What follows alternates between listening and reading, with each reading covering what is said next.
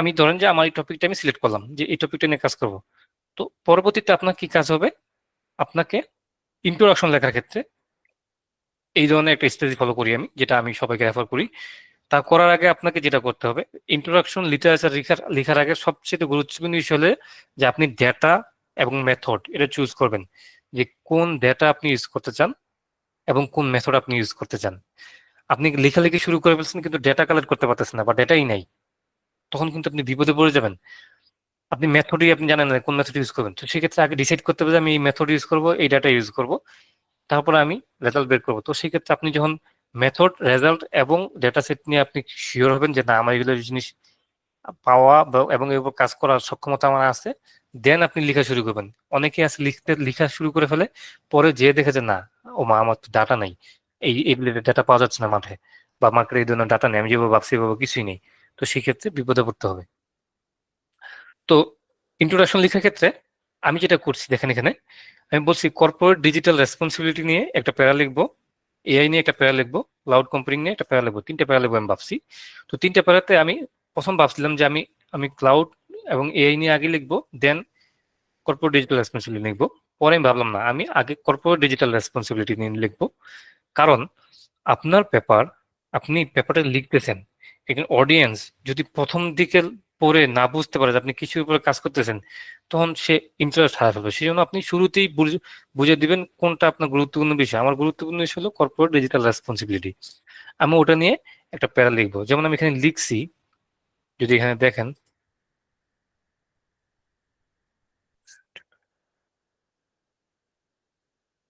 ওকে, যদি আমি এখানে দেখাই আপনাদের, আমি বলছি rapid evolvement of technology is driving companies of different industries to acquire digital transformation. তার মানে খুব র্যাপিডলি যে টেকনোলজি চেঞ্জ আসতেছে, এটা কোম্পানিগুলোকে ইনফ্লুয়েন্স করতেছে যে তারা যেন ডিজিটাল ট্রান্সফরমেশন দিকে ফোকাস করে।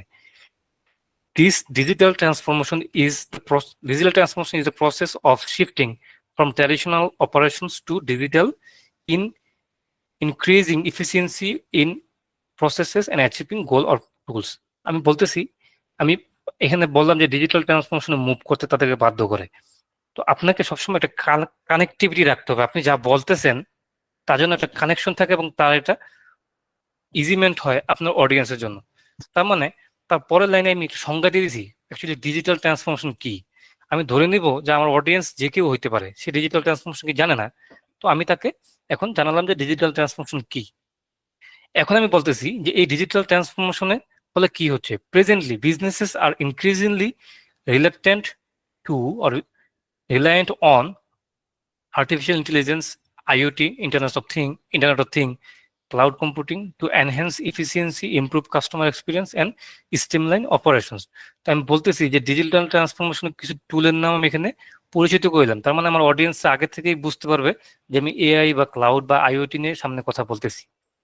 তারপরে আমি বলছি AI driven personalisation, automated customer service and cloud-based data management are becoming fundamental to its operation. তার মানে বিজনেসের অপারেশন বা বিজনেস রান করার জন্য এগুলা খুবই গুরুত্বপূর্ণ হয়ে আসতেছে। আমি একটু জোর দেওয়ার জন্য এই লাইনটা অ্যাড না করলে হয়তো। আচ্ছা, however this rapid digitalization also raises significant ethical, security and privacy concern, highlighting the growing need for corporate digital responsibilities.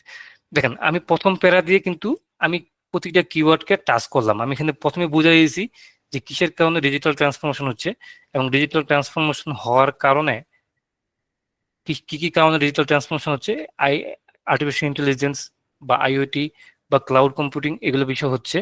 এবং এর ফলে কি হচ্ছে, মানুষের একটা কনসার্ন তৈরি হচ্ছে যে আসলে আমার ডাটাটা কি সিকিউরলি ইউজ করা হচ্ছে কিনা বা আমি জব হারাবো কিনা। দেন আমি এই যে একটা কনসার্ন এখানে একটা লেজ লাগা রাখলাম যে হ্যাঁ, আমি মানুষ এটা যে বিষয় নিয়ে ফোকাস বা কনসার্ন। এখন আমি এই জিনিসটা নিয়ে সামনে আগাবো যে কর্পোরেট ডিজিটাল রেসপন্সিবিলিটি কি, তার একটা সংজ্ঞা দিব এবং কর্পোরেট ডিজিটাল রেসপন্সিবিলিটি কিভাবে এরাইজ হয়েছে এবং এটা কিভাবে এনশিওর করা যায় সামনে লিখে যাব। দেন আমি এআই নিয়ে লিখবো, এভাবে আমি সামনে আগাবো। তো এটা হলো প্রসিডিউর। তো আপনি যখন ইন্ট্রোডাকশন লিখবেন, এখন আসি যে লেখার ধরনটা কিরকম হওয়া উচিত। তো আপনি যখন ইন্ট্রোডাকশন লিখবেন, তিনটা প্যারা লিখবেন। প্রতি প্যারায় মাথা রাখতে হবে যে আমাকে একটা টপিক টপিক সেন্টেন্স থাকতে হবে। টপিক সেন্টেন্স হচ্ছে হলো যে সেন্টেন্সটা দিয়ে মানুষ বুঝে যাবে যে এই প্যারার মধ্যে কি আছে। তার মানে প্রথম সেন্টেন্সটা বলা হয় টপিক সেন্টেন্স, যেটা আপনারা যেটা আইএলটিএস দিবেন সামনে তখন এটা জানতে পারবেন। টপিক সেন্টেন্স হলো ফার্স্ট সেন্টেন্স। তো ফার্স্ট সেন্টেন্সটা দিয়ে বুঝতে পারবে যে আসলে আপনি কি বিষয়ে কথা বলতেছেন। এটা দিয়ে বোঝা যাচ্ছে যে আমি ডিজিটাল টেকনোলজি নিয়ে কথা বলবো। তো এই প্যারাটার মধ্যে আমি পুরো টেকনোলজি নিয়ে কথা বলছি এবং টেকনোলজির ইনফ্লুয়েন্স বা কি হচ্ছে না হচ্ছে ওর কথা হচ্ছে। এইখানে কর্পোরেট ডিজিটাল রেসপন্সিবিলিটি সংজ্ঞা দিয়েছি, তার মানে বোঝা যাচ্ছে যে আমি কর্পোরেট ডিজিটাল রেসপন্সিবিলিটি নিয়ে কথা বলবো এবং তার এটা ইথিক্যাল ইমপ্লিকেশন বা ব্যবহার নিয়ে কথা বলবো। এআই ডিসিশন মেকিং, আমি এখানে এআই নিয়ে কথা বলবো। তো সেই ক্ষেত্রে আমাদের মাথায় রাখতে হবে আমরা যেই প্যারাটা লিখবো ওই প্যারাটা লেখার জন্য আমাদেরকে একটা টপিক সেন্টেন্স লাগবে, এবং এই টপিক সেন্টেন্স লেখার জন্য আপনি প্রথম যেটা করবেন, আপনার মাথায় যা আসবে ওটাকে আপনি টাইপ করবেন। ধরুন যে আপনার মাথায় 5টা লাইন আসলো, ওই 5টা লাইনকে প্রথম আপনি ভাববেন যে 5টা লাইনকে আমি কিভাবে কম্প্রেস করে একটা বা দুইটাতে করতে পারি এবং অপ্রয়োজনীয় জিনিসগুলোকে বাদ দিতে পারি, রিডান্ডেন্সি বাদ দিয়ে মেইন কনসেপ্টটাকে আমি তুলে আনতে পারি। সেই ক্ষেত্রে আপনি আপনার প্রথম সেন্টেন্সটা এমনভাবে তুলে নিয়ে আসবেন ওই সেন্টেন্সের মধ্যেই সব ফোকাস পাবে যে আপনি ওই প্যারাতে কি বলছেন। তো এই জিনিসটাকে যদি আপনি অ্যানসার করতে পারেন আপনার ইন্ট্রোডাকশনটা খুবই সুন্দর হবে। তো সেই ক্ষেত্রে ইন্ট্রোডাকশনে প্রথমে যদি আমি যেটা বললাম যে আপনি ফর আমার জায়গা থেকে কর্পোরেট ডিজিটাল রেসপন্সিবিলিটি নিয়ে একটা প্যারা লিখলাম, তারপরে আর্টিফিশিয়াল ইন্টেলিজেন্স নিয়ে একটা প্যারা লিখলাম, দেন আমি ক্লাউড কম্পিউটিং নিয়ে একটা প্যারা লিখলাম, এই 3টা প্যারা লিখলাম। এই 3টা প্যারা লিখে আমি বুঝেছি কর্পোরেট ডিজিটাল রেসপন্সিবিলিটি দরকার এই দুটো জিনিসের জন্য। দেন আমি বলবো একটা প্যারাতে আসবো, সেই প্যারাতে এসে বলবো যে এই জিনিসগুলো আমি লিখে বা এই জিনিসগুলো থেকে আমি একটা জিনিসই বুঝতে পারলাম যে আমি একটা জায়গায় কন্ট্রিবিউট করার সুযোগ আছে। কোন জায়গায়? আমি দেখতে পাচ্তেছি যে কাস্টমাররা বা এমপ্লয়িরা তারা কনসার্ন যে তাদের চাকরি হারাবে কিনা। তো এটার ইম্পর্টেন্সটা, এই কর্পোরেট ডিজিটাল রেসপন্সিবিলিটির যে একটা ইম্পর্টেন্স আছে এই জিনিসটা হয়তো অতীতে কেউ ঘাটে নাই, এটা আমি বের করতে চাচ্ছি। তো তখন আমি একটা লিখবো যে এই কন্ট্রিবিউশনটা আমি এখানে এনশিওর করতেছি। সো লাস্ট প্যারাতে আসবে হলো কন্ট্রিবিউশন। এইভাবে করে আমরা ইন্ট্রোডাকশনটা ডেভেলপ করব। তো এই ক্ষেত্রে কন্ট্রিবিউশন লেখার ক্ষেত্রে মানুষ দুইভাবে লিখে, এটাকে আরেক কথা মানুষ বলে প্রবলেম স্টেটমেন্ট। প্রবলেম স্টেটমেন্ট মানে কি? প্রবলেম স্টেটমেন্ট হলো যে কি প্রবলেমটা ফেস করতেছে। তার মানে এই কর্পোরেট ডিজিটাল রেসপন্সিবিলিটি গুরুত্বপূর্ণ টেকনোলজি ইন্ডাস্ট্রি বা ট্রাভেল ইন্ডাস্ট্রির জন্য, এটা অনেকে জানে না বা এটা নিয়ে জানানো হয় না এই সোসাইটিকে। তো এইটা একটা প্রবলেম যেটা জানা দরকার, না হলে কোম্পানিগুলা মার্কেটে পিছিয়ে যাবে বা কোম্পানিগুলো ক্ষতিগ্রস্ত হবে। এটা একটা প্রবলেম। তো এটাকে আপনি প্রবলেম স্টেটমেন্ট হিসেবে বলতে পারেন বা আপনি কন্ট্রিবিউশন আকারে লিখতে পারেন যে এই কন্ট্রিবিউশন আমি করতে চাচ্ছি। মানে আপনি লেখার ধরনের উপর ডিপেন্ড করবে কন্ট্রিবিউশন টাইপ লিখতেছেন নাকি প্রবলেম স্টেটমেন্ট হিসেবে লিখতেছেন। তো এই জিনিসগুলাই মাথায় রেখে আমাদের আগাতে হবে। তো এটা করতে যে আমার পরের ক্ষেত্রে কি আসবে, হাইপোথেসিস আসবে। যদি আমি হাইপোথেসিস আমার পেপারটা থেকে দেখাই, এখানে আমি দুইটা হাইপোথেসিস লিখছি। বলছি companies practicing higher standards of corporate digital responsibilities are more likely to contribute positivity to employment growth in AI driven sectors. তার মানে এআই ড্রিভেন সেক্টরস যেগুলো আছে ওগুলো সেক্টরে যারা কর্পোরেট ডিজিটাল রেসপন্সিবিলিটি প্র্যাকটিস করে তারা খুব পজিটিভ রেসপন্স পাওয়ার সম্ভাবনা আছে। এটা আমার একটা হাইপোথেসিস। এটা সত্য হইতে পারে না হইতে পারে। যদি সত্য হয় তাহলে আমার সমস্যা নেই, মিথ্যা হলে সমস্যা নেই। তখন আমি আমার একটা রেজাল্ট বা আমার ইনসাইট আমি মার্কেটে শেয়ার করব। দ্বিতীয় হাইপোথেসিস আমি কি পাচ্ছি, enhance digital inclusion initiatives by corporations ensures positive customer experience. তার মানে যদি কোনো company advanced digital inclusion that means measures protection use করে তাদের কাস্টমার ডাটাকে সেফ রাখার জন্য বা সিকিউর রাখার জন্য, তখন কাস্টমাররা খুব পজিটিভ একটা ফিডব্যাক দিয়ে থাকে। তো আমি এই দুইটা হাইপোথেসিস ডেভেলপ করছি। তো এই হাইপোথেসিস গুলোকে আপনাকে আগে ডেভেলপ করতে হবে। এই হাইপোথেসিস উপরে ভিত্তি করে কিন্তু আপনার পেপার লেখা হবে। আপনার ইন্ট্রোডাকশন উপর ভিত্তি করে আপনি হাইপোথেসিস বা আপনার মডেল লিখবেন না। আপনি আগে ভাববেন যে আমি কি দিতে চাচ্ছি, আমার উদ্দেশ্য কি। এই উদ্দেশ্য ফুলফিল হয়েছে এর উপরে ভিত্তি করে এখন আপনি লিখবেন, এই ধাঁচে লিখবেন যে এটা কত ইম্পর্টেন্ট। আচ্ছা, আমি দুই তিনটা প্রশ্ন দেখি কেউ কষ্ট হয়তো নিয়ে নিই।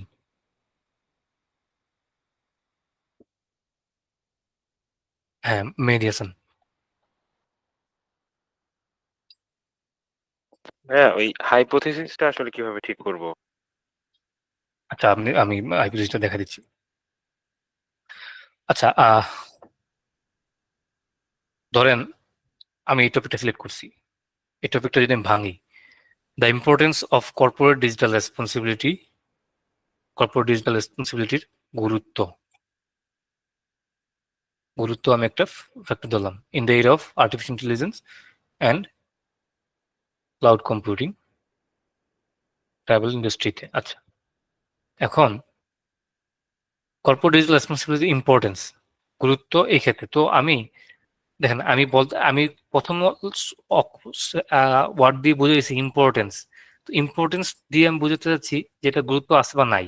তো আমি একটা হাইপোথিসিস তুলতে পারি যে আচ্ছা, কর্পোরেট ডিজিটাল রেসপন্সিবিলিটিস এর কি গুরুত্ব আদৌ আছে ট্রাভেল ইন্ডাস্ট্রিতে, এই আর্টিফিশিয়াল ইন্টেলিজেন্স বা ক্লাউড কম্পিউটিং এর যুগে? যদি থাকে তা হ্যাঁ, না থাকলে না। তো এইটা একটা আপনার হাইপোথিসিস ডেভেলপ করার অপশন হতে পারে যে হ্যাঁ, যে corporate digital responsibilities has a positive impact on travel industry during artificial intelligence and or during the era of artificial intelligence and cloud computing। তখন আপনি কি হলো, একটা হাইপোথিসিস অলরেডি ডেভেলপ করে ফেললেন যে একটা পজিটিভ, আপনি ভাবলেন যে পজিটিভ পজিটিভ, আপনার মনে হলো না নেগেটিভ, তখন আপনি লিখলেন যে নেগেটিভ ইম্প্যাক্ট আছে, কর্পোরেট ডিজিটাল রেসপন্সিবিলিটি প্রয়োজন নাই, নেগেটিভ দিলেন। বা আপনি আরো একটা দিতে পারেন যে digital travel technology industry is highly influenced by artificial intelligence and cloud computing। আপনি এটাকে একটা কোশ্চেন দ্বারা বলেন, এটা হাইপোথিসিস হতে পারে। তো হাইপোথিসিস বিভিন্ন ধরনের হতে পারে। তো হাইপোথিসিস ডেভেলপ করার জন্য আপনাকে ভাবতে হবে আসলে আপনি কি করতে চান, আপনি আসলে কি দিতে চান মার্কেটে। তো ওইটার জন্য আপনি ডিপেন্ড করে যে আপনাকে পেপার পড়তে হবে, অতীতে রিসার্চ গ্যাপ পড়তে হবে, আগের পেপারগুলো পড়তে হবে। পড়লে আপনি বুঝতে পারবেন যে কে কতটুকু কাজ করছে বা করে নাই। তো করছে, কেউ একজন কাজ করছে বাংলাদেশে ডাটা নিয়ে কাজ করছে, তো না আপনি একটা হাইপোথিসিস তৈরি করতে পারেন সেম এজ যে আর্টিফিশিয়াল ইন্টেলিজেন্স বা ক্লাউড কম্পিউটিং এর ট্রাভেল ইন্ডাস্ট্রিতে ইম্প্যাক্ট আছে, বাংলাদেশের ট্রাভেল ইন্ডাস্ট্রিতে ইম্প্যাক্ট আছে, আপনি লিখতে পারেন। এটা একটা হাইপোথিসিস, পজিটিভ বা নেগেটিভ যাই হইতে পারে, ইটস ডাজেন্ট ম্যাটার। রেজাল্ট আপনার যাই আসবে, আপনি রেজাল্ট শুধু মানুষকে প্রকাশ করবেন, রেজাল্ট যে আপনার পক্ষে আসতে হবে তা না। তো এরকম হবে। তো হাইপোথিসিস ডেভেলপ করার অপশনটা এরকম। একজন বলছিল যে প্রপোজাল কিভাবে লিখবো, তো প্রপোজাল লেখার জন্য আমি আমার যদি একটা প্রপোজাল দেখাই আপনাদেরকে, রিসেন্ট টাইমে প্রপোজাল তো নাই। একটা প্রপোজাল দেখাতে পারি, প্রপোজালটা দিয়ে আমরা 600K ফান্ড পাইছিলাম।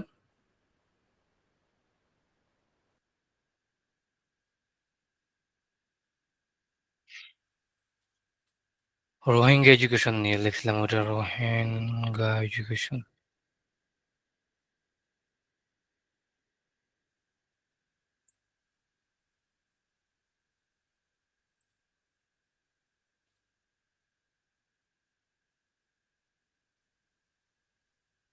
রোহিঙ্গা এডুকেশনের ব্যাপারটা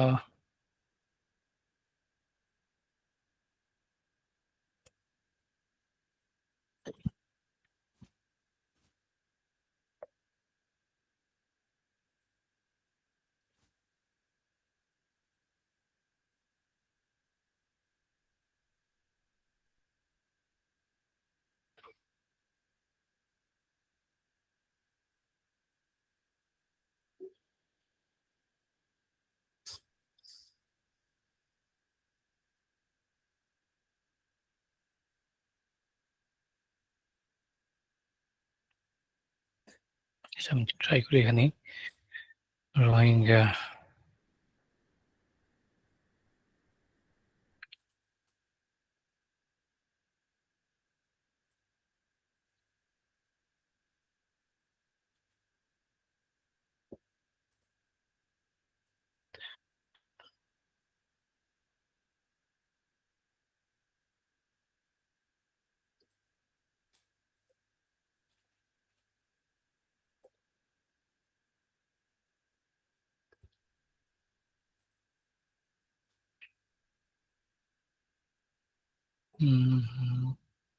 আচ্ছা আচ্ছা আচ্ছা আচ্ছা,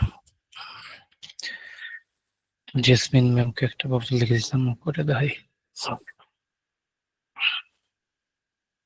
আচ্ছা, ধরুন যে এটা একটা প্রপোজাল ছিল, টার্ম পেপার হিসেবে করে দিলাম ম্যাডামকে। ওকে, দেখেন, এর প্রপোজাল ছিল the impact of geopolitical unrest between Russia and war, Russia and Ukraine war. তার মানে রাশিয়া এবং ইউক্রেনের মধ্যে যে জিওপলিটিক্যাল আনরেস্ট হচ্ছে বা ওয়ার চলতেছে, তার ফলে ফরেন এক্সচেঞ্জ বা ফরেক্স এর উপরে কি ইম্প্যাক্ট পড়তেছে, এই নিয়ে আমি একটা প্রপোজাল লিখছিলাম বাংলাদেশের উপরে ভিত্তি করে।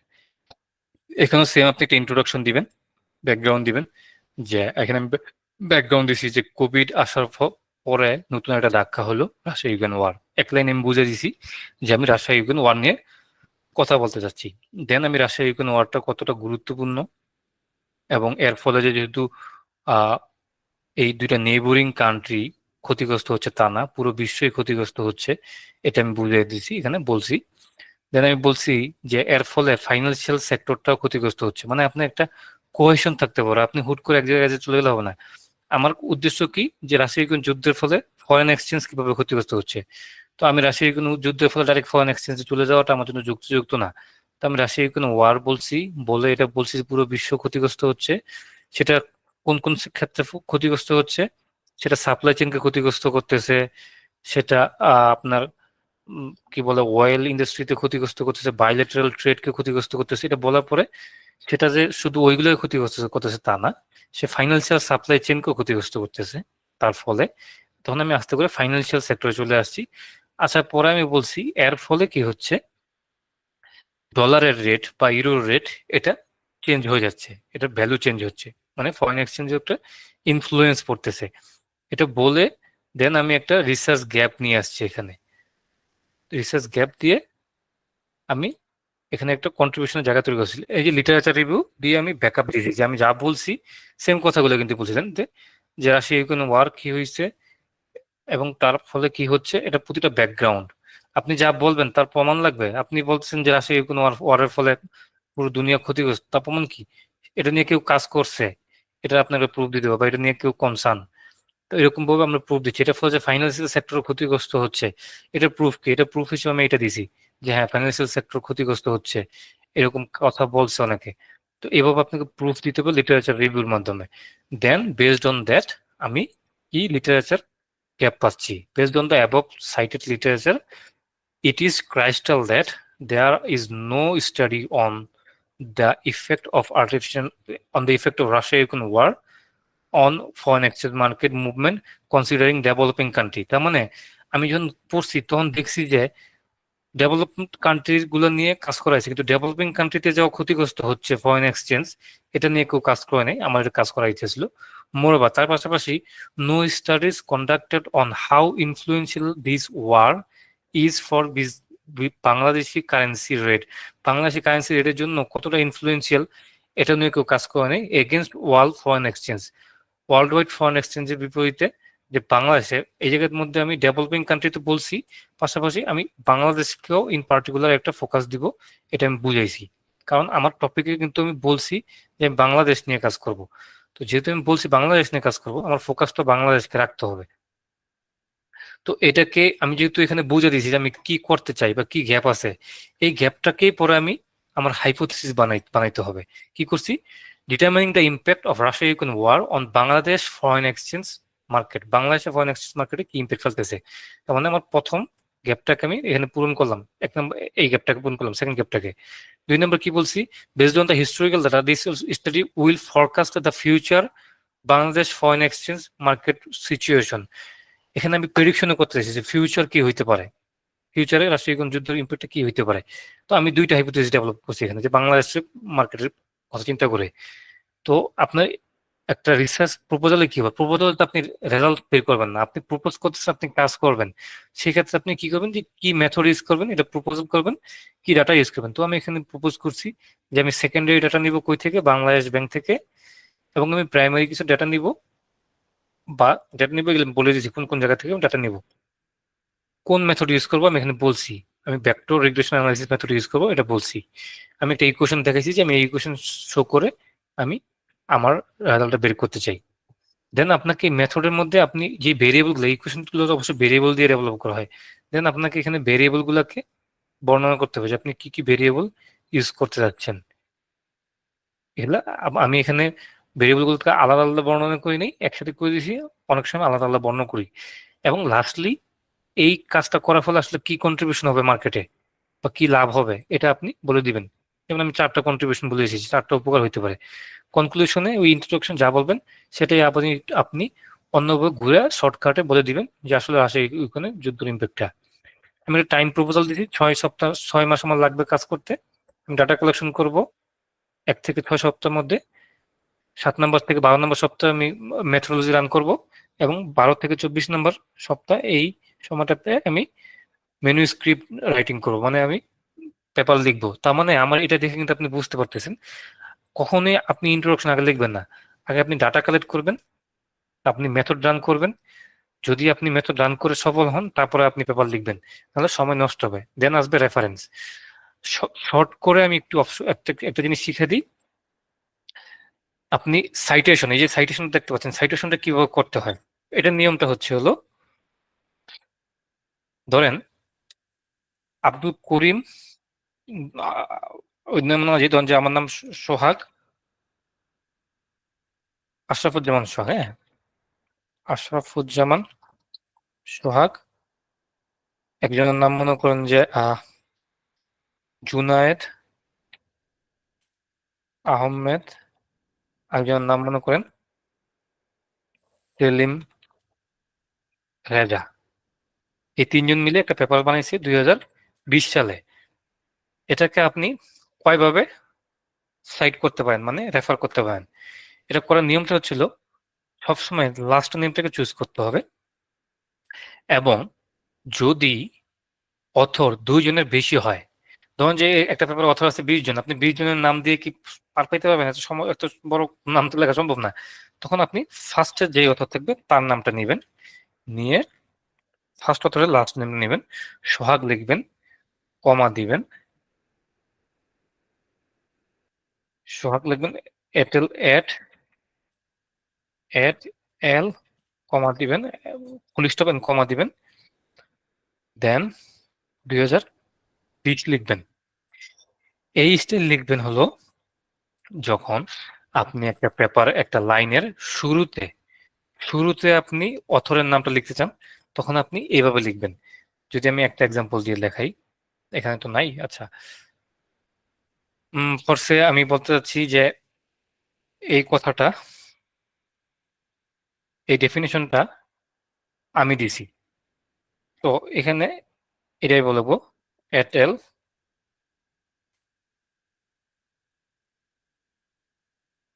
Defined age. তার মানে আমি যখন সেন্টেন্সের শুরুতে কোনো রেফারেন্স দিব তখন আমি এইভাবে লিখবো যে এই লোকটা এটা ডিফাইন করছে এভাবে। আর যদি আমি সেন্টেন্সে ডেভেলপ করতে একটু ভুল হয় বা ভয় পাই যে আমার সেন্টেন্স হচ্ছে কিনা, তখন সহজ সলিউশন হলো আপনি সেন্টেন্স লাস্টে রেফারেন্সটা দিবেন, এবং রেফারেন্সটা তখন নামটা, পুরো নামটাই আপনার ব্র্যাকেটের মধ্যে চলে আসবে।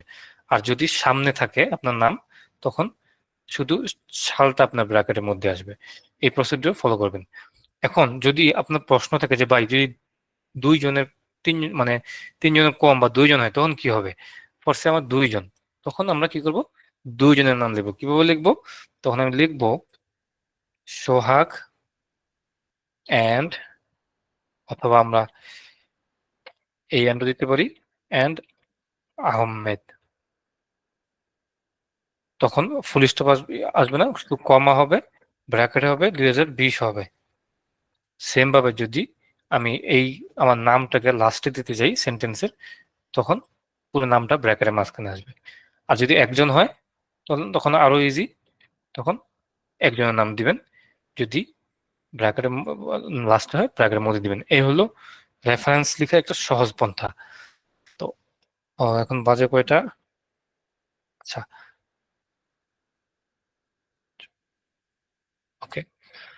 আমার মনে হয় যে আমি মোটামুটি ওভারভিউ দিতে পারছি, কারণ ইন্ট্রোডাকশন নিয়ে কথা বলতে গেলে আমার হয়তো 5-7 ঘন্টা সময় শেষ হবে না, কারণ এটা খুবই ইন্টারেস্টিং এবং খুবই গুরুত্বপূর্ণ বিষয়।